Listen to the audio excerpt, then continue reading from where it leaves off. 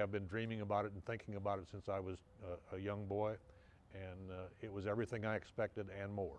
Noel Oliver began the Lewis and Clark journey on April 1st on the banks where the Mississippi and Missouri rivers meet. His goal, to accomplish the 15-state adventure in a month's time. Captain Clark actually mapped that on the way out, and with some pretty primitive techniques compared to what we have today. And as it turns out, he was within 40 miles of being accurate on a journey of over 4,000 miles. So he really knew how to do the cartography.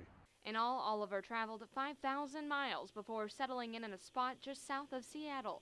Unlike the journey the duo made on foot, Oliver coasted through his adventure behind the wheel. There were a lot of times when I would have to drive 50 miles out of my way to get across the river to see the spot that they were at, because I couldn't drive across the river, so I had to drive to the nearest bridge. He calls it a trip of a lifetime, seeing sights only read about in the history books. And some of that, it's unmapped and uncharted, and some of it was pretty risky.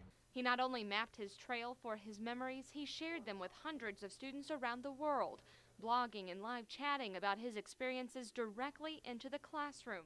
His adventures were heard by students from as far away as the Netherlands. All of them wanted to know if I had actually run into a grizzly bear somewhere along the route.